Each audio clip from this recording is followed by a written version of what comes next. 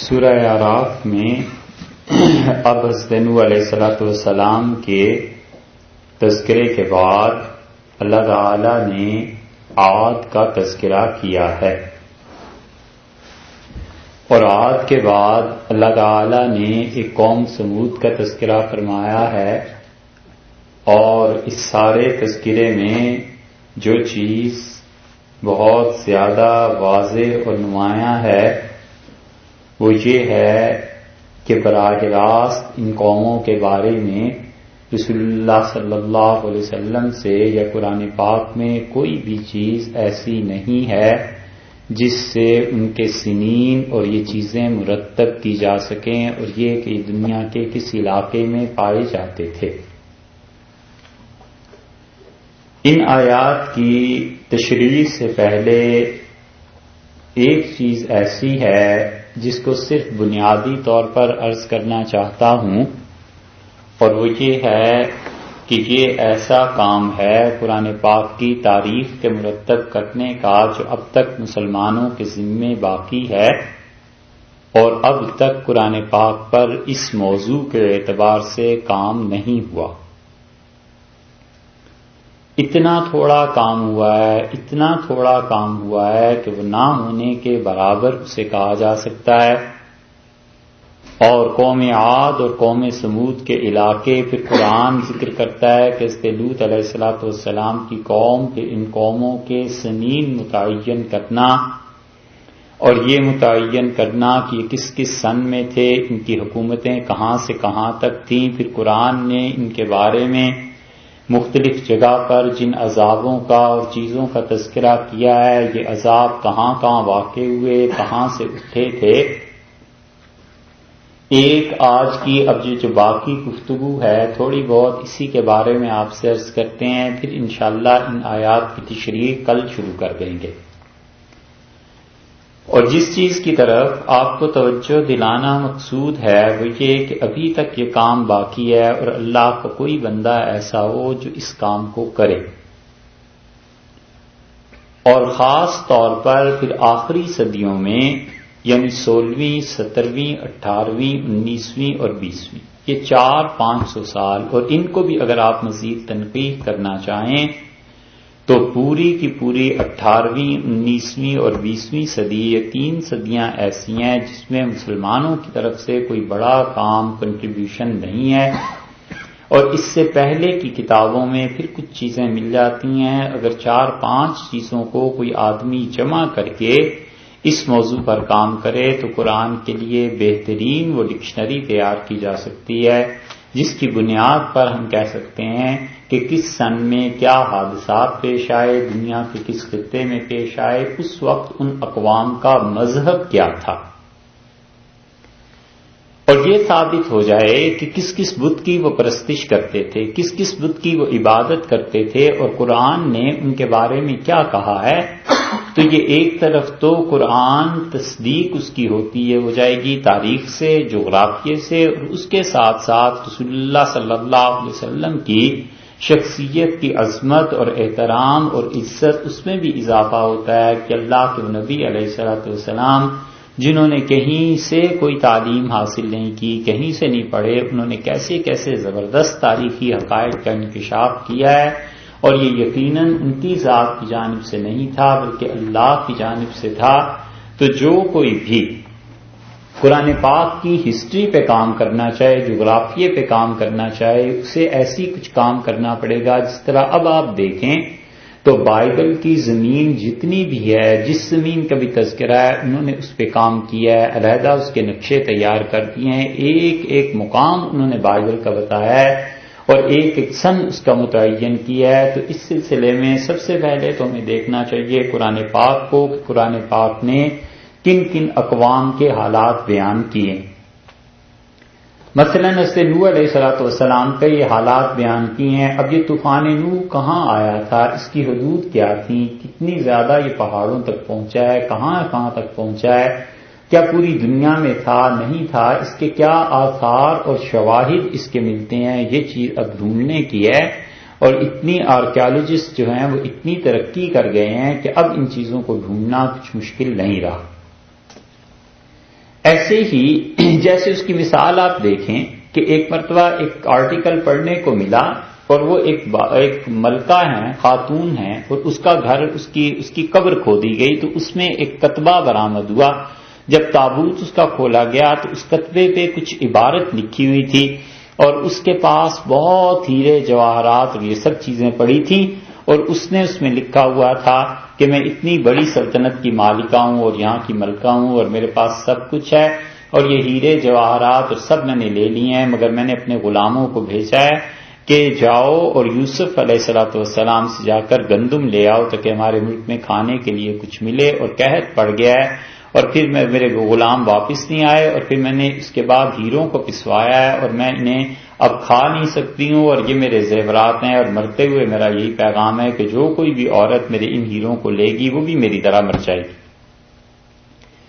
اب یہ کہنے کو ایک کتبہ ملا، لیکن اس سے سارے مذہبیات کی، قرآن کی، بائبل کی، ان چیزوں کی تصدیق ہوئی کہ اس وقت ایک بہت بڑا قحط پڑا تھا اور اس قحط کا اثر کن کن علاقوں پر ہوا تھا۔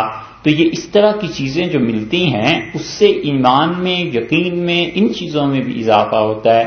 خاص طور پر ہم جیسے کمزور ایمان کے لوگ جو تاریخ، جغرافیہ کے طالب علم بعض اوقات ہوتے ہیں تو وہ کہتے ہیں اچھا اس کا ریلیشن وہاں سے بھی ہے، قرآن کی حقانیت پر یقین بڑھتا چلا جاتا ہے۔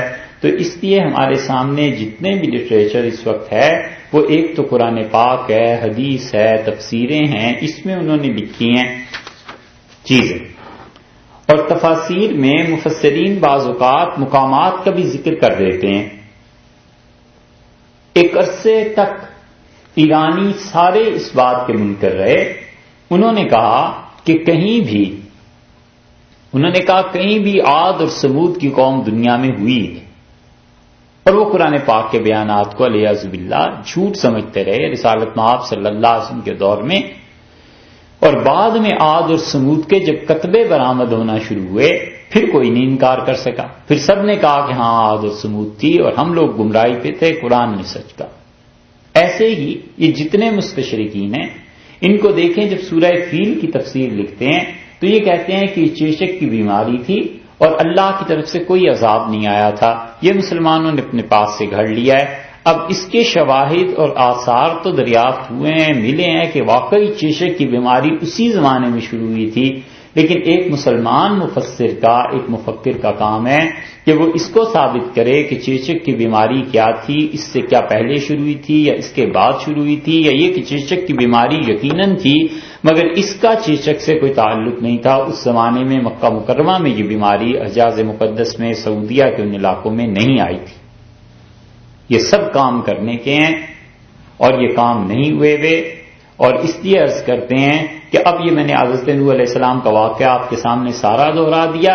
اب کوئی مجھ سے پوچھے کہ یہ کب ہوا تھا واقعہ، کس سن سے کس سن تک تھے حضرت نوح علیہ السلام؟ یہ ابھی کوئی صاحب پوچھ رہے تھے کہ وہ جو کشتی تھی اس میں پانی کتنی ہائٹ تک چلا گیا، کتنے علاقے کو اس سے اپنے گہراؤ میں لے لیا، اس وقت ان کا مذہب کیا تھا، اس وقت کون کون سے بت پوجے جاتے تھے، نوح علیہ السلام کی قوم کے معاشی حالات آخر کیا ہو گئے تھے، کس وجہ سے وہ خدا کے ساتھ تعلق منقطع ہو گیا تھا۔ یہ سب چیزیں ایسی ہیں جن کا تعلق بالآخر جا کے تاریخ اور جغرافیے سے مل جاتا ہے، اور ہمارے پاس عربوں کی جو پرانی تاریخیں ہیں ان میں بہت سی چیزیں ایسی ہیں جو اس پر روشنی ڈالتی ہیں، اور ان تاریخ کی کتابوں کو پڑھنا چاہیے، جغرافیے کی کتابوں کو پڑھنا چاہیے کہ انہوں نے پرانے حضرات کے لیے کیا کیا چیزیں لکھی ہیں۔ مثلاً وہ ابتدائے خلق کا ذکر کرتے ہیں، اور یہ عرب جو مورخین ہیں، مفسرین، ان کی عادت یہ عرب مورخین کی کہ جب یہ تاریخ لکھنا شروع کرتے ہیں تو اس سے آدم علیہ السلام سے لکھنا شروع کرتے ہیں، وہ درمیان میں سے نہیں۔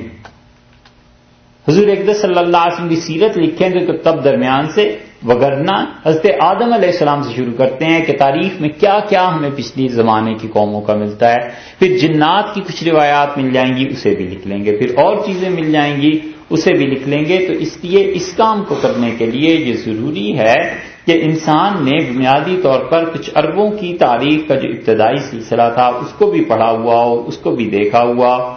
حضرت معاویہ رضی اللہ عنہ کے دور میں یہ چیزیں شروع ہو گئی تھیں، اور حضرت معاویہ رضی اللہ عنہ نے بہت سی چیزوں کو لکھوایا بھی تھا. پرانے حضرات نے لکھا ہے. ہمارے پاس جو اس وقت موجودہ سرمایہ ہے وہ پہلے مورخ جو قدیم ترین ملتے ہیں وہ ابن اسحاق ہیں.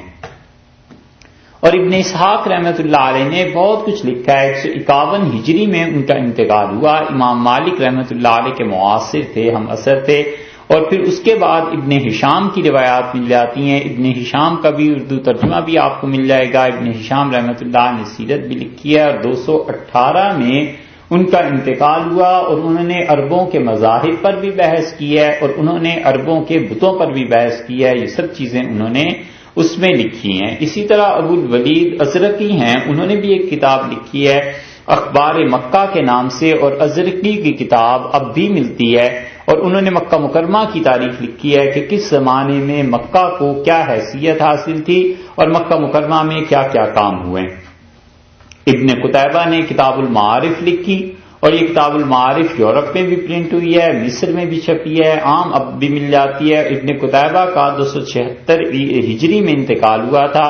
اور کتاب المعارف میں وہ پرانے آثار پر بحث کرتے ہیں کہ کیا کیا چیزیں پائی جاتی ہیں اور کس طرح کس چیز کو کس قوم کے ساتھ ملایا جا سکتا ہے. یہ آثار ہمیں کہاں نظر آئے ہیں. ابو جعفر طبری رحمۃ اللہ علیہ تاریخ انہوں نے جو لکھی ہے اس میں بھی ہیں. اور حمزہ اصفہانی نے ایک کتاب لکھی تھی اور حمزہ اصفہانی کی کتاب جو تھی تاریخ ملوک الارض کے نام سے وہ چھپی بھی ہے اور اب عام طور پہ دیکھنے میں نہیں آتی، لیکن قدیم زمانے میں اس کا بہت نام بھی رہا ہے. اور پھر جب چھپ گئی تو پھر تو یہ عام ہو گئی تھی. اور اسی لیے ان کتاب التیجان ایک کتاب ہے وہ بھی دیکھنی چاہیے. تاریخی کتاب التیجان حیدرآباد دکن والوں نے سب سے پہلے چھاپی تھی. اور حیدرآباد نے جو کمال کیا ہے علم میں، اس میں ایک چیز یہ تھی کہ بڑے قدیم نسخے جلا کر چھاپتے رہے ہیں. ایک قصیدہ تھا اور اس کی شرح اور شمس العلوم، یہ سارا نادر سرمایہ جو ہے بانکی پور ہے نا ہندوستان میں، بانکی پور کے کوئی کتب خانہ ہے، سنا ہے کہ اب تک وہاں ہے. 1910-1920 تک تو یہ موجود تھا، اتنی تو گارنٹی ہے اس کی. لیکن بانکی پور کے کتب خانے میں یہ تمام کتابیں جو قدیم تاریخ کی ہیں یہ لکھی ہوئی ہیں. اور شمس العلوم ان میں ایک تاریخ ہے وہ بھی. اور اسی طرح یمن کی تاریخ کے متعلق 1916 میں گب میموریل سیریز جو لندن کی ہے، گب میموریل، اس میں دیکھنا چاہیے. 1916 میں انہوں نے یہ کتابیں چھاپی تھیں اور اس وجہ سے کہ انہیں تورات پر بحث کرنی تھی اس کو لینا تھا. مسعودی تھے، 346 ہجری میں مسعودی کا انتقال ہوا ہے. مروج الذہب انہوں نے ایک کتاب لکھی ہے، یورپ میں پہلے چھپی تھی، ان لوگوں نے چھپائی تھی، پھر مصر سے چھپی ہے، اب تک ہے. اس میں بھی آپ کو پرانی قدیم تاریخ مل جائے گی. اور اگر ممتاز مورخین میں دیکھنا ہو تو ایک تو یہ ابن کثیر رحمۃ اللہ علیہ ہیں، یہ قوم عاد کا ذکر کرتے ہیں، سمود کا ذکر کرتے ہیں. جو آگے چیزیں آ رہی ہیں عاد اور سمود کی، یہ ان کی تاریخ میں مل جائیں گی البدایہ والنہایہ کے نام سے. اور یہ اب اردو ترجمہ بھی ہو گیا ہے، آسانی سے اسے پڑھا بھی جا سکتا ہے، دیکھا بھی جا سکتا ہے. بلکہ میں نے سنا تھا کہ انگلش میں بھی اس کے کچھ حصوں کا ترجمہ ہو گیا ہے. اور البدایہ والنہایہ اب تو گلی گلی محلے محلے میں مل جاتی ہے، یعنی ہر لائبریری میں جہاں پڑھنے والے ہوں. کوئی وقت ایسا تھا جب شبلی کو بڑی تمنا تھی کہ یہ کتاب دنیا میں کہیں دیکھنے کو ملے اور ان کے زمانے میں نہیں مل سکی. شبلی نے ایک جگہ لکھا ہے بڑی حسرت سے کہ کاش ابن کثیر کی البدایہ والنہایہ ملتی تو تاریخ کے کچھ مسائل حل ہوتے. اس وقت کتابیں اتنی زیادہ عام ایسی چیزیں نہیں ہوئی تھیں. اسی طرح ابن خلدون جو ہیں انہوں نے یہ چیز لکھی ہے. اور ابن خلدون نے حقیقت یہ ہے کہ ابن خلدون ایک تو آخر پہ آئے ہیں، 808 ہجری میں ابن خلدون کا انتقال ہوا ہے. اس نے مقدمے اور تاریخ میں سب سے اچھا لکھا ہے. یعنی جتنی بھی تاریخیں ہیں اب تک جو کچھ اپنے ناقص مطالعے میں آیا ہے، ہمیں سب سے زیادہ تفصیلات ابن خلدون کے ہاں ملی. اس نے پرانے یمن کے بادشاہوں پر، یونانیوں پر، ان پر بحث کی ہے اور لکھا ہے کہ تہذیبیں کیسے اٹھیں، کیسے رواج پائیں، اور اس کے ساتھ ساتھ عربوں کے مذاہب کیا تھے، ان چیزوں پر اس پہ نظر پڑتی ہے. مسلمانوں میں جغرافیے کی ابتدا خود عربوں سے ہوئی کیونکہ ان کا وطن تھا، اور اس کی ابتدا جغرافیے کی انہوں نے اس زمانے میں کی جب یونان والوں کو جغرافیے کا نام بھی نہیں آتا تھا. اتنا قدیم سے جغرافیہ عربوں کا رہا ہے، اور وجہ اس کی یہ بھی ایک قدرتی طور پر بن گئی کہ انہیں تو ایک ایک چیز یاد رکھنی پڑتی تھی. انہیں یاد رکھنا پڑتا تھا کہ صحرا کا کون سا راستہ کدھر کو جاتا ہے، پودے کہاں ہوتے ہیں، پانی کہاں ہوتا ہے، بڑے بڑے حوض کہاں ہوتے ہیں. اس لیے انہوں نے جغرافیے کا اس وقت سے اندازہ رکھا اور ستاروں کو دیکھتے تھے، پھر راستے چلتے تھے. تو یہ تو ایک طرح کی ان کی مجبوری ہو گئی.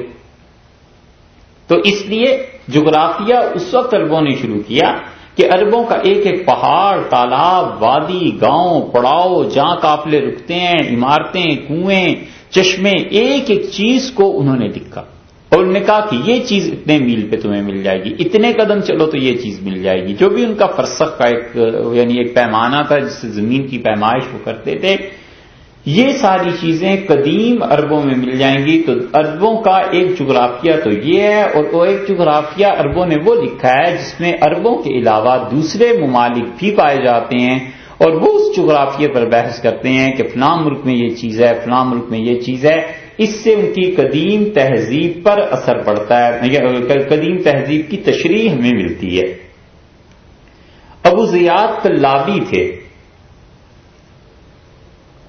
انہوں نے کتاب النوادر لکھی ہے، اور کتاب النوادر وقت کے ساتھ ساتھ غالباً برباد ہو گئی. اب تک سننے میں نہیں آیا کہ یہ کہیں محفوظ ہو، اور چند ایک ٹکڑے اس کے محفوظ ہیں، یہ چھپے ہیں.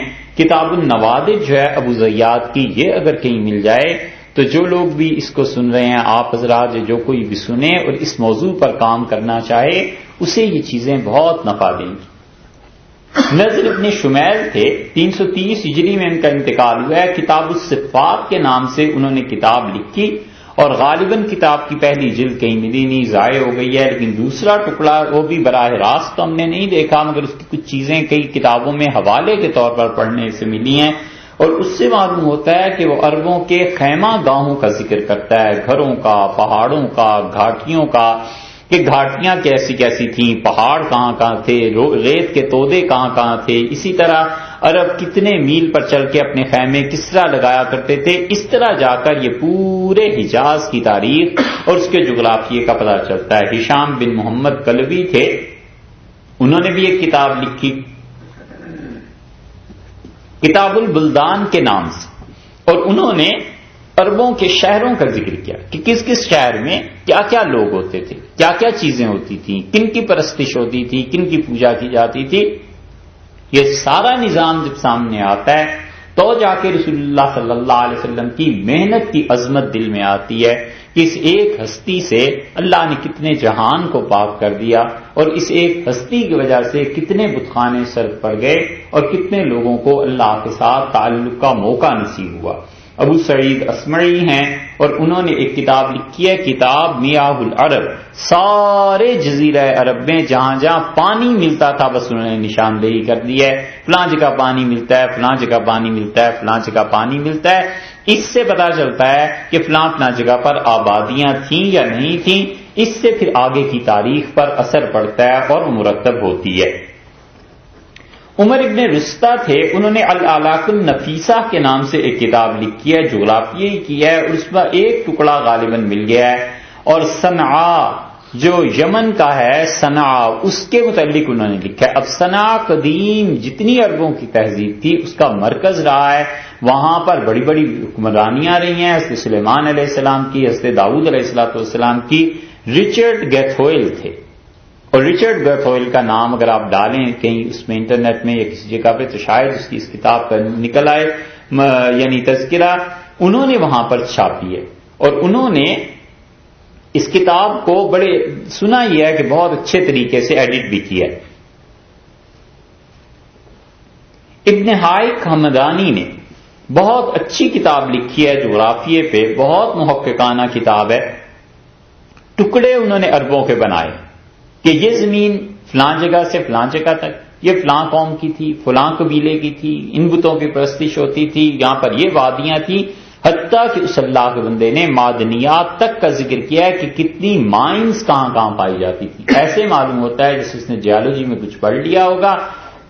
اس لیے وہ طبقات زمین کا تذکرہ کرتا ہے کہ کس کس جگہ کیا چیزیں ملتی ہیں. افسوس کے باوجود تلاش کے اب تک ہمیں یہ کتاب نہیں ملی. 1819 میں لیڈن یونیورسٹی نے چھاپی تھی. مسلمانوں کو جس کتاب کے اب تک مطالعے کا نہیں ہے اور نہیں پتا، ابن حائق حمدانی کی، اس کا انتقال تو ہوا تھا 320 ہجری میں اور 1819 میں. اب کتنے سال ہو گئے؟ 180 سے زیادہ ہی ہو گئے نا.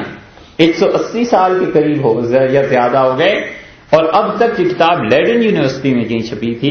اسے آپ لوگ آسانی سے دیکھ سکتے ہیں. آپ انٹرنیٹ پہ جائیں، کہیں جائیں اور اس کو دیکھ سکتے ہیں. آپ یہ کتاب کہیں نکلوائیے اگر مل جائے. اسے کہیں مسلمانوں کو فرض کر لیں کہ ضرورت ہی پڑ جائے، پورے کتنے 1 ارب تو ہوں گے مسلمان، ہے نا؟ ارب ہوں گے نا. آج شاید 100 کو ضرورت پیش آ جائے. تو اس لیے یہ کتاب ہے. ابن حائق نے سب چیزوں کی تشریح کی ہے. اس کو پڑھ کے اندازہ ہوگا کہ عربوں کے مذاہب کیا تھے، قرآن جس شرک کا رد کرتا ہے وہ کیا تھا. یہ جغرافیہ ایک مستقل موضوع ہے، تاریخ ایک مستقل موضوع ہے، اور اسی کے سہارے اور حوالے سے اب تک مستشرقین بعض اوقات حملہ کرتے ہیں اور وہ کہتے ہیں تمہاری کتاب میں یہ جو بات ہے نا یہ جھوٹ ہے. دیکھو یہ قوم یہاں نہیں تھی، یہاں تھی، یہاں نہیں تھی، یہاں تھی، یہ تو اس بت کی عبادت ہی نہیں کرتے تھے. تو نتیجہ اس کا یہ نکلتا ہے کہ بڑی سطح جو ہے، تھنک ٹینکرز جو ہوتے ہیں، جو سوچنے والے ہوتے ہیں، ان کے دماغ اللہ کی کتاب کی طرف متوجہ نہیں ہوتے. وہ کہتے ہیں قرآن میں بھی ایسے ہی جھوٹ ہے، یہ چیز تم پڑھ لو، یہ فلاں کے محقق نے لکھی ہے. ایسی چیزیں جو قرآن کی حقانیت کی ہوں، جب یہ دین آپ ان لوگوں تک پہنچائیں گے جو لوگ دنیا کی حکمرانی کرتے ہیں، دنیا پہ چھائے ہوئے ہیں، دنیا میں سائنس اور ٹیکنالوجی ان کے قبضے میں اور حکومتیں ان کے قبضے میں ہیں، تو اس سے اتنا تو فرق پڑتا ہے کہ وہ لوگ مسلمانوں کے لیے جو کانٹا ہے ان کے دل میں وہ نکل جائے. نہ ہو مسلمان، یہ ایک الگ بات ہے، لیکن مسلمانوں کے خلاف جو چیز ہے، جو کتاب و سنت کی تکذیب ہے علیہ باللہ، اس پہ بڑا بند باندھا جا سکتا ہے. اسی طرح ابو زید بلخی نے ایک کتاب لکھی کی کتاب البدو والاخبار، اور انہوں نے اپنے زمانے میں 340 ہجری میں ان کا انتقال ہوا. انہوں نے کیا کیا ہے، جتنی بھی مسجدیں ان کے زمانے میں پائی جاتی تھی نا، مسجدوں کو انہوں نے بیان کر دیا، اور جتنی بھی عجیب و غریب چیزیں عربوں میں پائی جاتی تھیں ان کا بیان کیا کہ عجیب و غریب چیزیں بنائی ہیں، یہ ایک عمارت ہے بڑی عجیب و غریب بنی ہے. اب مثلاً آپ دیکھیے لکھنؤ میں ایک عمارت ہے، اس کا نام ہے بھول بھلائیاں. یہ اور جگہ بھی پائی جاتی ہے؟ ہاں دہلی میں تو ہے، اور اس کے علاوہ حیدرآباد میں نہیں. کہتے ہیں کہ تھی. ہاں یہودیوں نے مٹا دی نا، بس یہ یہودی پوری امت کے پیچھے پڑے ہوئے ہیں. یہ اگلا فکرہ ہمارا ہو گیا، کیونکہ مسلمانوں کو جو کام اپنی غفلت سے ختم ہو گیا اسے یہودیوں کے ذمہ لگا، یہودیوں نے کیے. بھول بھلائیاں اب عمارت ہے، اور اس میں وہ اپنی ہمت تو نہیں ہوئی بھی جانے کی، اس لیے کہ وہ اندر راستے ہی راستے ہیں، ایسے بندہ خام خائی چکر میں گم ہو جائے کہیں. لیکن یہ کہ وہ عمارت ہے، لوگ وہاں جاتے ہیں، اندر سنا ہے عجیب و غریب راستے ہیں، اور بندہ باہر آنے کا راستہ کہیں بھول جاتا ہے، پھر وہاں کو وہ گائیڈ ہوتے ہیں. اب اس طرح کے عجائب و غرائب جو ملتے ہیں نا، اس نے اپنی کتاب میں جمع کر دیے. اور فرانس کے ایک مستشرق تھے کلمن، اور اس نے تحقیق کر کے کسی زمانے میں اس چیز کو شائع بھی کر دیا تھا. اور اسی طرح عمر بن محمود، یہ محمود ابن عمر زمخشری ہیں. زمخشری کا ذکر آپ سنتے رہتے ہیں، صاحب کشاف، اس نے بھی تاریخ پہ کتاب لکھی ہے، اور وہ کتاب عام طور پر چھپی ہوئی ملتی ہے. سیوطی رحمۃ اللہ نے بھی کتاب لکھی ہے، اور سیوطی نے مراصد الاطلاع کے نام سے لکھی ہے، اور 6 جلدوں میں وہ کتاب کسی زمانے میں چھپی تھی. پھر اب تو خیر زیادہ جلدوں میں آ گئی ہے، لیکن بہرحال کتاب بہت اچھی ہے.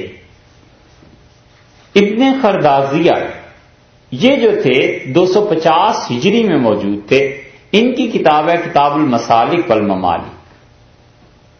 اور اگر بھول نہیں ہو رہی تو یہ کتاب ہم نے پڑھی، ایک مدت ہوئی کہیں دیکھی تھی، پڑھی تھی. اور اس میں انہوں نے ان اقوام کا بھی ذکر کیا ہے جو بستی ہیں یہاں یہاں ناروے کے بھی بعد اس سے بھی اوپر جا کے مسلمان جہاں بھی گئے پھر وہ تاریخ لکھتے چلے گئے نا کہ کون کون سی چیز کہاں پائی گئی ہے. خلیفہ واسق باللہ کے زمانے میں اس نے کہا میری حکومت کی آخری حد دیکھ کے آؤ کہاں. تو شاید 2 یا 3 سال کا سفر تھا. کچھ سیاح نوجوان گورنمنٹ نے پیسے دے کے بھیجے اور اس نے کہا لکھ کے لاؤ کہاں کہاں تک لوگ پہنچے ہیں. اور واپس وہ آئے اور انہوں نے کہا سمرقند اور بخارا اور روس اور پتہ نہیں ماسکو سے اور کہاں کہاں تک پہنچ گئے ہوں گے وہ. اور انہوں نے کہا ایک جگہ ایسی جگہ پہنچ گئے تھے جہاں ہمیں ان کی اور ہماری زبان ہی نہیں آتی اور وہ آپ کی حکومت میں شامل ہیں. اس نے کہا کہ اچھا ان کا دین کیا تھا, ان کا اسلام. اس نے کہا کس مسلک پہ عمل کرتا ہے؟ ان کا وہ بھی حنفی پہ. کہا اتنی دور دور تک پھیل گئی تھی.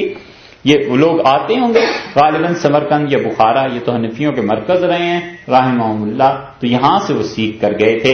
ابن فقیہ حمدانی کی ہے کتاب البلدان, اور کسی زمانے میں انگلینڈ میں یہ چھپی تھی. کتاب البلدان میں ابن فقیہ نے مکہ مکرمہ, طائف, مدینہ منورہ, یمامہ اور یمن ان سارے علاقوں کا تذکرہ کیا. اسی طرح ابن واضح یعقوبی کی کتاب تھی, ابن واضح کی, اور وہ 300 ہجری کے قریب ان کا انتقال ہوا ہے. ان کی بھی کتاب البلدان چھپی ہوئی ہے. اور ابن مردوائے 352 ہجری میں ان کا انتقال ہوا, موجم البلدان. اور یہ کلمی نسخہ جو تھا اس کا حیدرآباد میں تھا. عثمانیہ یونیورسٹی میں جو کلمی نسخے تھے وہ تھے, اور اس کا تذکرہ ایک جگہ انہوں نے کیا ہے مولانا مناظر احسن صاحب گیلانی رحمۃ اللہ علیہ نے, کیونکہ وہ حیدرآباد جا کے پڑھاتے تھے, انہیں بھی تاریخ سے بہت زیادہ دلچسپی تھی, تو ان کے دیکھنے میں گئی یہ چیز آئی تھی. اور سنا ہے کہ بانکی پور میں جو کتب خانہ ہے اس میں حروف کے اعتبار سے انہوں نے تاریخ کو لکھا ہے, الف با تا سا کے اعتبار سے کہ کس کس شہر کا کن کی چیزوں کا ذکر آتا ہے. اور بڑی چیز اس میں عمان کی تاریخ دیکھنے کی ہے کہ یہ عمان کتنا قدیم شہر ہے, یہاں کون کون سی قومیں آباد تھیں اور اسلام نے ان میں کیا تغیر پیدا کیا. اللہ تعالی نے ان چیزوں کا ذکر ایک جگہ کیا ہے اور کسی کو وہ چیز غالباً معلوم نہیں تھی دنیا میں.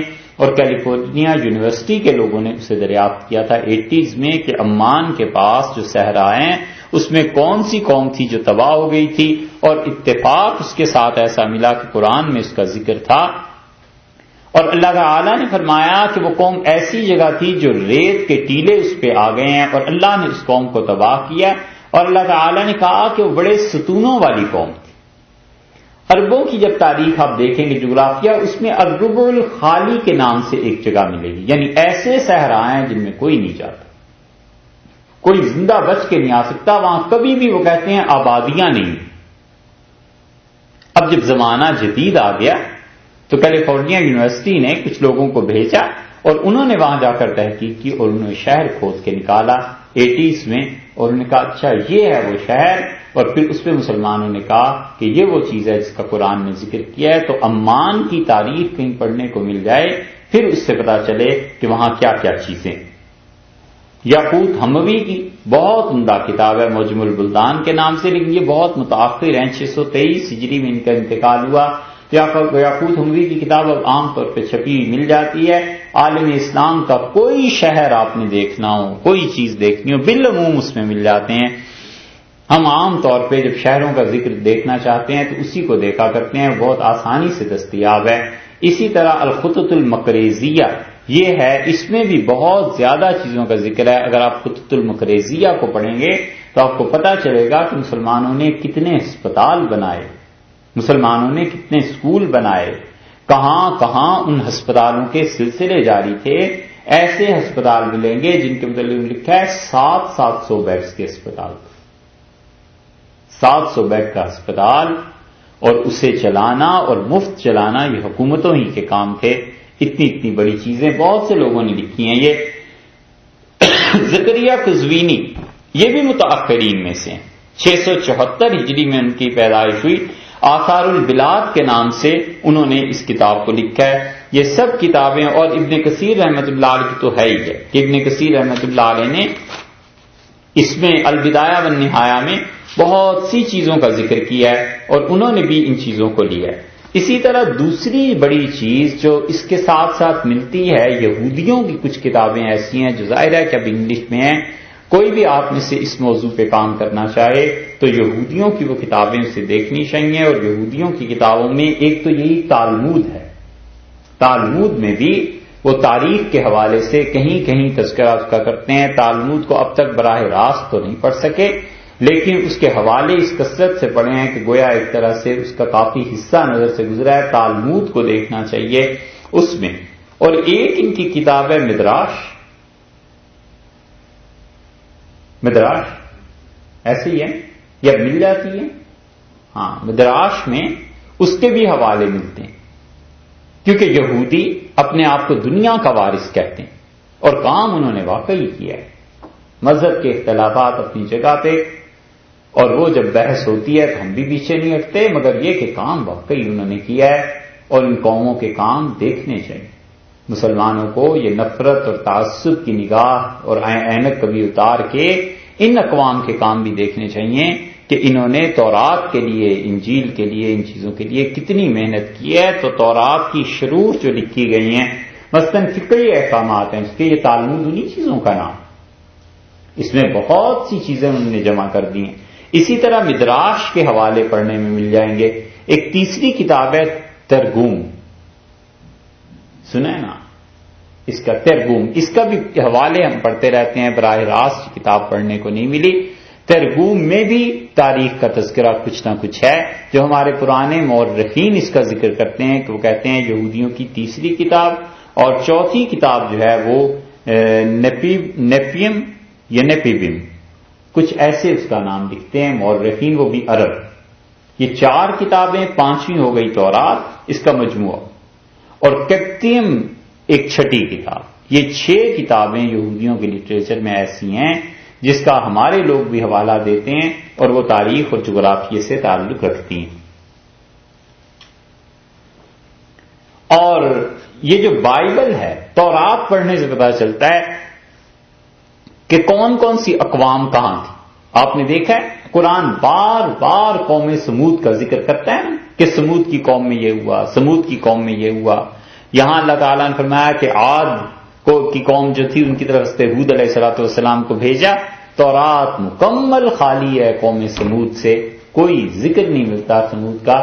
ہم اس اعتبار سے کہتے ہیں کہ اسے خود بھی پڑھا اور ایک مرتبہ اس کا انڈیکس دیکھا کہ کہیں آخر اس قوم کا تذکرہ ہونا چاہیے، کیونکہ قرآن یہ کہتا ہے کہ موسیٰ علیہ السلام کے زمانے میں یہ بات تھی کہ دیکھو نوح علیہ السلام، ہود علیہ السلام، صالح علیہ السلام کی قومیں برباد ہوئیں، اور اب فرعونیوں تم کیوں برباد ہونا چاہتے ہو؟ تو جب اس وقت بات ہوتی تھی تو قوم سمود کا تذکرہ کہیں ملنا چاہیے، مگر تورات بالکل مکمل طور پر خالی ہے، کچھ ذکر نہیں ملتا. حضرت ابراہیم علیہ السلام کے اسفار کا ذکر ملتا ہے کہ ابراہیم علیہ السلام نے کہاں سے سفر کیا، کہاں پہنچے، اور اس کے ساتھ فتح الباری میں حافظ ابن حجر رحمۃ اللہ نے جو کچھ لکھا ہے یہ ملا کر دیکھا جائے پھر پتہ چلتا ہے کہ ابراہیم علیہ السلام کن کن علاقوں میں گئے، کہاں کہاں توحید کے مراکز انہوں نے قائم کیے، اور کہاں کہاں پر انہوں نے کس کس کو مقرر کیا. اس سے پتہ چلتا ہے کہ حضرت لوط علیہ السلام ان کے بھتیجے تھے اور انہوں نے اپنے 3 مرکز قائم کر لیے. ایک اسماعیل علیہ السلام کو مکہ مکرمہ چھوڑ گئے ایک بیٹے کو، دوسرے بیٹے تھے ان کے اسحاق علیہ السلام جن سے آگے یعقوب اور یوسف علیہ السلام، یہ اللہ کی توحید پھیلی، اور تیسرے تھے حضرت لوط علیہ السلام جو ان کے بھتیجے تھے. حضرت ابراہیم علیہ السلام کی ایک شخصیت نے پوری اس عرب دنیا میں اتنا بڑا انقلاب پیدا کیا کہ ترکی سے اگر چلنا شروع ہوں تو ترکی، اور اس کے بعد عراق اور شام، مصر اور حجاز مقدس، اور پھر اس کے ساتھ ساتھ یمن، یہ سارے علاقے ان میں اثرات یا پہنچے ہیں یا بعض جگہوں پر براہ راست حضرت بھی تشریف لے گئے ہیں. اور یہ چیزیں تاریخ پہ بھی اور اس کے ساتھ ساتھ جغرافیے پہ بھی یہ چیزیں اثر ڈالتی. تالمود جو ہے وہ فقہ کی کتاب ہے گویا کہ ان کی، اور اس میں فقہی احکامات کے ساتھ ساتھ وہ زمینوں پہ ان چیزوں کا بھی تذکرہ کرتے ہیں. تیسرا سرمایہ جس سے مدد اٹھائی جا سکتی ہے یہ عاد اور سمود کی قوم کے آگے جو ذکر اللہ تعالیٰ نے کیا ہے ان میں ہیروڈوٹس تھا. ہیروڈوٹس جو ہے اس کی تاریخ مرتب ہے. بڑا قابل اطمینان، بڑا قابل اعتماد سورس ہے جغرافیہ، کیونکہ ہیروڈوٹس نے جو کچھ لکھا ہے حضرت مسیح علیہ الصلوۃ والسلام سے بھی 406 برس قبل اس کا انتقال ہو گیا، اور اس نے کیا ہے سفر ان علاقوں کا، تو اس وقت اس نے تاریخ مرتب کی، لکھی، اور اس نام سے اب اس کے لیے مل جاتی ہے 6 صدی عیسوی جو تھی قبل مسیح کی، 6 صدی قبل مسیح سے وہ جو تاریخ شروع کرتا ہے وہ ساری چیزیں لکھتا ہے۔ اور اس کے ساتھ ساتھ اس نے یونان اور ترکی کی بھی تاریخ لکھی، تو ترکی کی تاریخ اس کی پڑھیں، پتہ چلتا ہے یونان اور ترکی کی تاریخ پڑھنے سے کہ حضرت ابراہیم علیہ السلام کا جو انقلاب برپا ہوا تھا اس کا اثر کہاں تک پہنچا تھا، ایران، مصر، افریقہ، ان ممالک کو بھی وہ لکھتا ہے۔ تو نبوت کے کام پر نظر پہنچتی ہے آدمی کہ نبوت کتنی بڑی چیز ہے۔ اللہ تعالیٰ نے اس ابراہیم علیہ السلام کا جو ذکر کیا ہے بار بار، خدا تعالیٰ نے کیوں اس کا ذکر کیا، عربی میں بھی اس کا ترجمہ ہو گیا ہے عربوں کی نسبت، البتہ اس کا علم جو تھا وہ نامکمل بھی رہا، اس لیے کہ ایک جگہ پر پہنچ کے اس نے عربوں کو لکھ دیا ہے کہ یہ آخری آبادی ہے دنیا کی اور اس سے کچھ نہیں ہے، اس کے بعد سمندر آ گیا تھا، تو عربوں کو چونکہ سمندر ایران سے ایک مقام پر الگ بھی کرتا ہے، خلیج کا جو علاقہ ہے یہ یہاں تک پہنچ پایا ہے، پھر کہتا ہے اس کے بعد دنیا میں کچھ نہیں ہے کیونکہ اس کے بعد سمندر آ جاتے ہیں۔ اس ہیروڈوٹس کے بعد تقریباً 100-125 برس کے بعد سکندر اعظم آیا، اور سکندر اعظم نے دنیا کو ہلا دیا، یونان سے چلا، اور پھر آپ دیکھیں وہ کہاں کہاں تک اس کی فتح کے اثرات ہوئے ہیں، یہاں تک کہ جو پنجاب ہے پاکستان اور ہندوستان میں قبل مسیح میں یہاں سب لوگ یونانی بولا کرتے تھے، یہاں آثار کتبے اس زمانے کے جو برآمد ہوئے ہیں یہ سب لوگ یونانی بولا کرتے تھے، کیونکہ سکندر اعظم کے سپاہی یہاں رہ گئے تھے، اس کی فوج یہاں رہ گئی، اور پاکستان میں گجرات اور اس کے قریب قرب و جوار کے جو علاقے ہیں اب تک سکندر اعظم کے زمانے کے بڑے بڑے کتبے اور بڑی بڑی چیزیں وہاں ملتی ہیں، اور یہ آگے بڑھتا رہا ہے یہاں تک کہ عراق پہنچ گیا تھا۔ تو سکندر اعظم جب عراق تک پہنچا ہے تو اس کے ساتھ ساتھ مورخین بھی تھے، جغرافیہ نویس بھی تھے، اور اس سے چونکہ ارسطو سے پڑھا تھا تو ارسطو نے اسے کہا کہ سارے سفر میں تم یہ کام کرنا کہ ہر جگہ سے جانور مار مار کے مجھے بھیجتے رہیں۔ تو طب پر جانوروں کے متعلق بھی بہت سا کام اس ضمن میں ہوا ہے کہ وہ اپنے استاد کے لیے یہ چیزیں بھیجتا تھا، اور وہاں جا کر وہ چیزیں وہ جو بھی دیکھتے تھے لکھتے تھے کہ ایک جانور فلاں علاقے سے آیا ہے، یہ اس کی تاریخ ہے، ایسا ایسا جانور ہے، یہ سب چیزیں ہوئی ہیں۔ اور اس کے بعد یونانیوں کا جو تعلق بادشاہت کے ساتھ ہوا ہے مصر کے ساتھ اور ان کے ساتھ، تو یہاں پر عرب تاجروں سے پھر ان کی واقفیت ہوئی، پھر حکومتیں قائم ہوئی، اس زمانے کی تاریخ جو ہے وہ بھی متعین کرتی ہے کہ شرک کہاں کہاں ہوتا رہا ہے اور اللہ کی طرف سے عذاب کہاں کہاں پر آیا ہے۔ اسی طرح 196 سال قبل حضرت مسیح علیہ السلام سے ایریٹس تھینس یہ بھی ایک مورخ حضرت مسیح علیہ السلام سے، یہ قبل مسیح میں یہ آیا ہے، اور یہ بڑا اہم آدمی ہے۔ یونانیوں کا جو کتب خانہ مصر میں تھا نا، اسکندریہ میں، وہاں اس کی کتابیں، اس نے لکھا بھی بہت کچھ، اور وہاں اس نے بہت بڑا کتب خانہ بنایا، اور جغرافیے پر لکھتے یہ ہیں مورخین کہ اس نے سارے عالم کے جغرافیے پر ایک کتاب لکھی تھی، یونان سے لے کے مصر تک جتنی چیزیں تھیں، کہتے ہیں کہ اس کی کتاب ضائع ہو گئی، اور اسٹریبو نے اس کی کتاب سے، اسٹریبو بھی ایک مورخ تھا، اس نے اس کی کتاب سے کچھ چیپٹر اپنی کتاب میں نقل کر لیے تھے، وہ بچ گئے ہیں اب تک، اور اسٹریبو کی کتاب جو ہے وہ محفوظ بھی ہے۔ اس نے یمن کے قبائل پہ لکھا، سبا پر لکھا ہے، قرآن جہاں تذکرہ کرتا ہے نا سد معارف کا، اور قرآن جہاں بتاتا ہے کہ یمن میں کیا انقلاب آیا، قرآن پاک کے مشکل ترین مقامات جو گنے گئے ہیں ان میں سے ہے.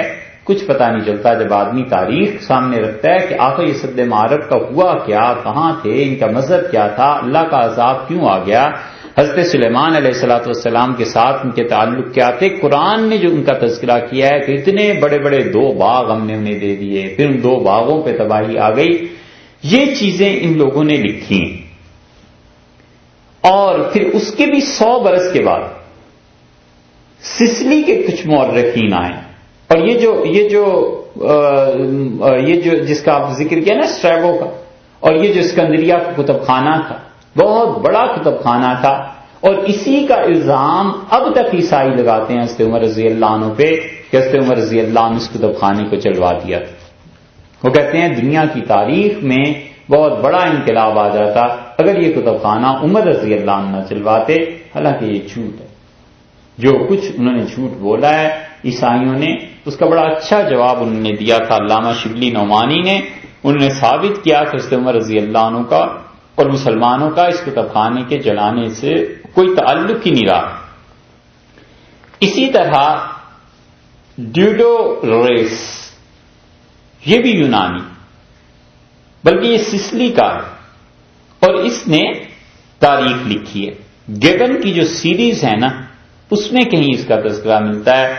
اور عجیب بات یہ ہے کہ اس نے مکہ مکرمہ کا بھی ذکر کیا، اس نے مکہ کا بھی بتایا ہے کہ ایک عبادت گاہ ہے جہاں پر لوگ جایا کرتے ہیں.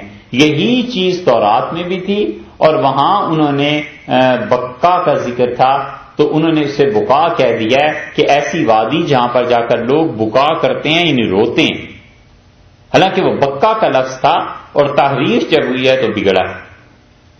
عرب قدیم اقوام میں جو مشہور تھا معدنیات کے لیے، موتیوں کے لیے، یہ چیزیں وہاں پہ جایا کرتی تھیں. اور اسی واسطے سے چین اور ہندوستان 2 جگہ سے سفر ہوتا تھا جدہ تک، اور 2 جگہ سے سفر ہوتا تھا خلیج تک، اور دونوں جگہ سے سفر ہوتا تھا مصر تک بھی. تو ہندوستان سے مثالے جاتے تھے. عطر جو تھا ہندوستان کا یہ اتنا مشہور تھا کہ قبل مسیح کے زمانے کے میں بھی اور اس کے بعد بھی عطر کا ملے گا کہ ہندوستان کا عطر، اور رسول اللہ صلی اللہ علیہ وسلم سے قبل کے دور میں بھی مل جائے گا کہ ہندوستان کا اسلحہ اور تلواریں، یہ ساری چیزیں جاتی تھی یہاں سے. تو مصر، شام، یونان، ہر جگہ یہ چیزیں پہنچتی تھیں. اور اسی لیے پھر انہوں نے ہندوستان کا بھی تذکرہ لکھا کہ یہ کیسا ملک ہے، جہاز کہاں کہاں سے چلتے ہیں. تو اسٹریگو جو تھا اس کا انتقال ہوا ہے حضرت عیسیٰ علیہ الصلوۃ والسلام سے کوئی 24 برس پہلے، سیدنا مسیح علیہ الصلوۃ والسلام سے. تو اس نے رومیوں کے متعلق بھی لکھا ہے. رومی تھے اس وقت مشرک، کہ ان کا عربوں کے ساتھ کیا تعلق رہا، اور اسی لیے وہ شہروں کا بھی ذکر کرتا ہے. اور پھر وہ نجران کا ذکر کرتا ہے. یہ نجران وہ علاقہ ہے جہاں سے رسول اللہ صلی اللہ علیہ وسلم کے ساتھ عیسائی آئے تھے مناظرہ کرنے، اور وہ چیز ہے جو سورہ آل عمران میں ذکر کی گئی کہ نجران کے عیسائیوں نے آ کر اور رسول اللہ صلی اللہ علیہ وسلم کے ساتھ بحث کی. اور سد معارف کے علاقے پر بھی وہ بحث کرتا ہے. اور اسٹریگو کے بعد دوسرا بڑا مورخ ایک اور بھی ہے، اس کا انتقال بھی حضرت مسیح علیہ الصلوۃ والسلام کے دور میں ہوا ہے، شاید 80 عیسوی میں ہو گیا، یعنی حضرت عیسیٰ علیہ الصلوۃ والسلام کے اٹھائے جانے کے 80 برس کے بعد یا ایسے اس کا ذکر ملتا ہے. پلینی، PLINY. اس کی تاریخ بھی بہت مستند سمجھی گئی ہے. جو بھی آدمی اس موضوع پر کام کرنا چاہے اس کی تاریخ دیکھنی چاہیے. اور اس نے اپنی کتاب کا نام بھی یہی رکھا تھا، نیچرل ہسٹری. تو وہ نیچر پر بحث کرتا ہے، عربوں کے سواحل، پھر کہاں کہاں سے جنگیں ہوئیں، کون کون سی چیزیں منتقل ہوئیں، یہ سب چیزیں انہوں نے اس چیز میں نقل کی ہیں. بطلیموس جو تھا وہ اس کے بھی 100 سال کے بعد پیدا ہوا ہے. اور بطلیموس کا یونانیوں میں بڑا تذکرہ ہے. رومن طاقت اس وقت رومی جو تھے یہ اپنے عروج پر تھے، اٹلی والے. اور بطلیموس نے پوری دنیا کا ایک نقشہ بنایا، اور اس کا خیال تھا کہ میں نے دنیا کا پورا نقشہ بنا لیا ہے. اور پھر نقشہ بنانے کے بعد اس نے دنیا کا جغرافیہ لکھا. اور ہمارے ہاں جو تھے ثابت ابن قرہ، انہوں نے 3 صدی ہجری میں اس کا ترجمہ کیا ہے. اور یہ بغداد میں اسی طرح کا ایک دارالترجمہ قائم ہوا تھا جس کا ایک نمونہ آخری زمانے میں حیدرآباد میں قائم ہوا کہ دنیا میں جہاں جہاں بھی علم کی کتابیں ہیں وہ بھیجی جائیں اور اس کا عربی میں ٹرانسلیشن کی جائے تاکہ مسلمان اس چیز سے ناواقف نہ رہے. یہ چیزیں کی گئی تھی. اور انہوں نے پھر نقشہ جو بنایا ہے اس میں انہوں نے بتایا ہے کہ کہاں کہاں پر کون کون سا مذہب پھیلا ہے اور کہاں کہاں پر کیا کیا چیزیں تھیں. عربوں کی مشہور قبائل، ان کے شہر، ان کے گاؤں، ان کے پہاڑ، کون کون سے ساحل لگتے ہیں، عربوں میں کون کون سے پانی کے چشمے پائے جاتے ہیں، ان سب کو انہوں نے ذکر کیا ہے. اور پھر اسی طرح مصر والوں نے تاریخ لکھی. یہ سب چیزیں جو ہیں اگر دوسرا بڑا سورس جو ملتا ہے، اگر کوئی انسان قرآن کی تاریخ پہ کبھی بھی لکھے گا تو وہ ان سورسز کی خبر اس لیے دے رہے ہیں کہ ممکن ہے کوئی کام کرے اسے یہ چیزیں پڑھنی پڑیں گی. تیسرا بہت بڑا سورس جو قرآن پاک کے لیے مل سکتا ہے اور جس پہ لوگوں کو کام کرنا چاہیے، جس میں آخری یہ 3 صدیاں جو ہیں اس میں بڑے غالب آ گئے غیر مسلم اور انہوں نے بہت کچھ لکھا ہے. ان میں وہ چیزیں ہیں جو آرکیالوجی سے تعلق رکھتی ہیں. علامہ حمدانی تھے ایک، اور انہوں نے جزیرۃ العرب میں جو کچھ لکھا اسلام سے تقریباً 1500 برس پہلے انہوں نے بہت چیزیں اپنی کتابوں میں نقل کی ہیں اور یہ چیزیں بعد کے زمانے میں سامنے آئی ہیں. حضرت معاویہ رضی اللہ عنہ کے دور میں بھی ان چیزوں پر کا تذکرہ آتا ہے کہ مسلمانوں نے کیا کیا چیزیں آرکیالوجی میں پائیں، اس پہ کیا کیا لکھا ہوا تھا. مثلا حضرت معاویہ رضی اللہ عنہ کا دور دیکھ لیں، اس میں یہ پتا چلتا ہے کہ کیا چیزیں تھیں. فارسٹر تھے ایک، اور فارسٹر نے عربوں کا جو جغرافیہ لکھا ہے قدیم اس نے نکالی ہیں چیزیں، اور اس میں لکھا ہے کہ حصن غراب، حضرموت ایک جگہ ہے یمن میں، وہاں پر حصن غراب تھا. عبد الرحمن رحمۃ اللہ علیہ جب گورنر تھے وہاں کے، تو انہوں نے اس قلعے میں پرانے زمانے کی جو چیزیں دیکھی تو وہ جس سن کی بھی تھی وہاں پر انہوں نے لکھا تھا کہ یہ ایسا زمانہ ہے کہ ہم گھوڑوں پر برچھوں سے شکار کرتے ہیں، مچھلیاں بڑی بڑی پائی جاتی ہیں، انہیں ہم مارتے ہیں، اور ہمارے حکمران اتنے نیک ہیں کہ ان کی زندگیوں میں کبھی برے کام نہیں ہوئے اور شریعت پر قائم ہیں. اور انہوں نے لکھا وہاں پر کہ حضرت ہود علیہ السلام کی شریعت پہ ہم عمل کرتے ہیں. اب ڈیٹا کاربن جو آیا ہے نا، اس سے پیمائش کر کے ناپا جا سکتا ہے کہ اچھا یہ کس زمانے کی وہ بات کرتے ہیں. ہود علیہ السلام کا زمانہ اس سے متعین ہو سکتا ہے. اس سے پتہ چل سکتا ہے کہ اس زمانے میں دنیا میں کہاں آبادیاں تھیں، کہاں کہاں شرک ہوتا تھا. اور ہود علیہ السلام کا زمانہ متعین ہو جائے تو قوم عاد کا زمانہ متعین ہو جائے. یہ جس کا تذکرہ یہاں پر اللہ تعالی نے کیا. ٹھیک ہے. اسی طرح 1834 میں ایسٹ انڈیا کمپنی نے جب ہندوستان پہ قبضہ کیا تو دولت وہاں سے ملی نا کھلی، نوابوں کے خزانے، بڑے بڑے ہیرے. تو انہوں نے 1834 میں ایسٹ انڈیا کمپنی نے ایک مشن بھیجا تھا یمن، اور اس نے کہا یمن میں جا کر دیکھو کہ کتبے کہیں مل جائیں. فارسٹر اس میں گیا اور اس نے انڈین گورنمنٹ سے پیسہ لے کے اور قوم عاد پر تحقیق کی ہے، اور قدیم ترین اس نے کتبے نکالے جن کا زمانہ حضرت عیسیٰ علیہ السلام سے 1800 برس پہلے کے کتبے اس نے نکالے. حضرت عیسیٰ علیہ السلام سے 1800 برس پہلے کا مطلب تو یہ ہے کہ آج سے کوئی 4300 برس قبل کے نا. یہ فارسٹر نے ان چیزوں کا ترجمہ کیا اور اس نے اس زمانے میں جو چیزیں پائی ہیں اس میں سے ایک شخص نے یمن میں ایک تخت پایا، اس پہ ایک مردہ لاش پڑی ہوئی تھی اور سرخ یاقوت اس پہ، اور اس میں لکھا ہوا تھا کہ بسم اللہ. اس سے معلوم ہوتا ہے یہ بسم اللہ پرانی کوئی چیز ہے جو عربوں میں چلی آتی، اور یہ تاریخ سے پتہ چلتا ہے. اور اس نے کہا کہ ہمیر کا خدا، اور پھر اس نے کہا میں عمر ابن نفیل کا بیٹا ہوں اور میرا یہ نام ہے. یہ سب چیزیں ابن ہشام نے بھی لکھا ہے. انہوں نے لکھا ہے کہ یمن میں سیلاب ایک مرتبہ آیا اور ایک قبر کھل گئی تو ایک عورت کی لاش نکلی جس کے گلے میں موتیوں کے 7 ہار پڑے ہوئے تھے، اور انگوٹھیوں میں ہر ایک جگہ بہت خوبصورت انگوٹھیاں، انگلیوں میں انگوٹھیاں ہی انگوٹھیاں تھیں، اس پہ ہیرے لگے ہوئے تھے، اور اس کے سرہانے ایک سادہ کتبہ لگا ہوا تھا اور اس میں لکھا تھا کہ میں نے اپنے غلاموں کو بھیجا ہے کہ آدھا سیر آٹا مانگ کے لائیں یوسف علیہ السلام سے، اور افسوس میرے غلام واپس نہیں آئے۔ اس نے پھر کہا ہے کہ میرے حال پر رحم کرنا چاہیے، دیکھو جو بھی میرا حال سنے میرے لیے دعا کرے۔ یہ چیزیں اس عورت نے لکھی ہیں۔ اب اس کا کیا مذہب تھا، کس زمانے کی تھی، وہاں کون سی حکمرانیاں پائی جاتی تھیں، یہ کون تھی، یہ کتبہ حضرت یوسف علیہ السلام کے زمانے کا ہے۔ اس سے معلوم ہوتا ہے کہ قرآن کی وہ بات کہ ایسا قحط پڑ گیا تھا، اس کی تصدیق اس سے ہو جاتی ہے، اور اس سے پتہ چلتا ہے کہ حمیر قبیلہ جو تھا یا حمیر، یہ اللہ ہی کو اپنا معبود مانتے تھے۔ ابن حائق نے اس میں بھی تفصیل لکھی ہے، اور یورپ والوں نے تو اتنا کام کیا ہے کہ انہوں نے اس آرکیالوجی کو مستقل ایک فن بنا دیا ہے، اور پھر اس کی آگے اتنی شاخیں انہوں نے تقسیم کر دی ہیں کہ انہوں نے بتایا ہے کیا کیا چیزیں۔ نیوبر یہ یورپین سیاح تھا، اور غالباً عربوں میں جا کر سب سے پہلے اس نے کام یہ کیا ہے۔ اپنا ناقص علم یہی ہے نیوبر کے متعلق کہ غالباً یہ سب سے پہلا آدمی ہے جو گیا تھا، اور یہ 1772 میں گیا ہے، سفر اس نے کیا ہے۔ 1772 یہ وہ زمانہ ہے جب نواب سراج الدولہ کی جنگ ہمارے یہاں ہوئی تھی، تقریباً اسی علاقے میں نا، اسی زمانے میں اورنگزیب رحمت اللہ علیہ کے بعد کا تنہا گیا ہے یمن، اور یہ دیکھنے کہ تاریخ کیا کہتی ہے، یہاں کتنی قدیم تہذیب ہے۔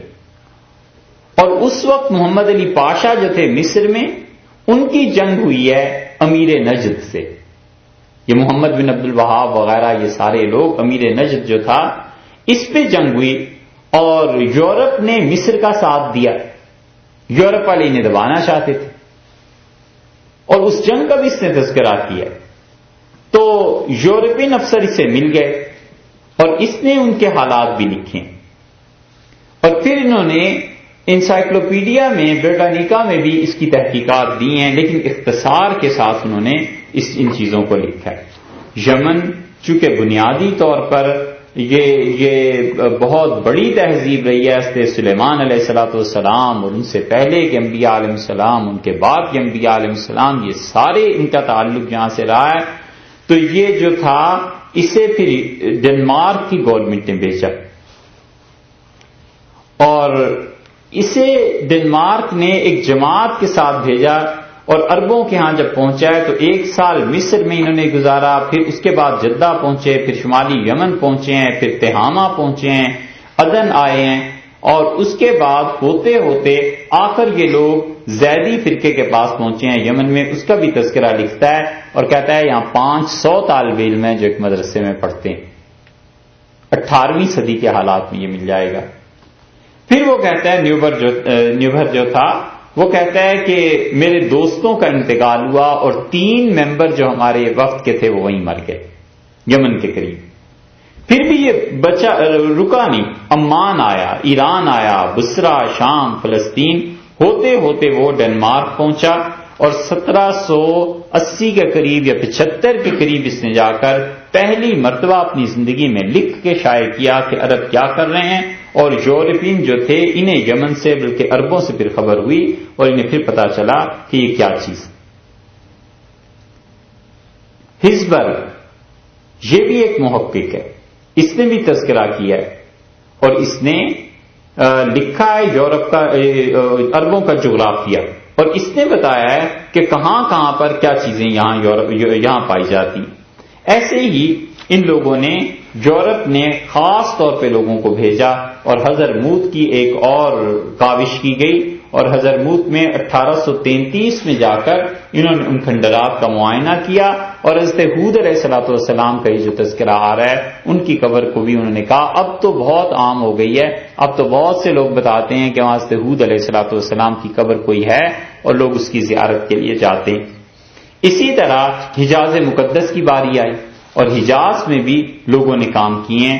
تو یہ ساری چیزیں آپ سے اس لیے عرض کی گئی ہیں کہ یہ اب مسلمانوں کا کام، اور مسلمانوں کو چاہیے کہ یورپ نے جتنی بھی تحقیق کی ہے اس تحقیق سے فائدہ اٹھا کے اور وہ قرآن کی تاریخ مرتب کریں، جغرافیے کے مقامات نکالیں، کہاں سے حضرت موسیٰ علیہ السلام نے ہجرت کی تھی، کہاں سے موسیٰ علیہ الصلوۃ والسلام مصر سے نکلے تھے؟ وہ ایک بات آئی تھی نا پہلے پارے میں، اور آپ حضرات سے نکالے تھے اس کے نقشے، یہ کام کرنے کے، اور یہ کام ابھی تک ادھورا ہے۔ مسلمانوں نے اتنا کام نہیں کیا، پچھلے زمانے میں کیا تھا، لیکن 10ویں صدی کے بعد پھر بہت مدت تک وہ کام نہیں ہوا، اور اب تو جتنی نئی نئی چیزیں آ گئی ہیں انہوں نے نقشہ ہی بدل دیا، سمجھ ہی نہیں آتی ان چیزوں کی۔ اور ان چیزوں میں چونکہ رسول اللہ صلی اللہ علیہ وسلم سے براہ راست اتنی کم معلومات ہیں کہ آٹے میں نمک اس سے زیادہ ہو۔ باقی مفسرین کا، تابعین کا بہت سا مجموعہ ان اسرائیلی روایتوں کی بنیاد پر بھی ہے جو اس زمانے میں پھیلی ہوئی تھی، اور بعض اندازے بھی ہیں کہ ایسے ہوا ہوگا اور ایسے ہوا ہوگا، لیکن اب جو تحقیقات ہوئی ہیں وہ متعین کرتی ہیں کہ اصل مسئلہ کیا تھا۔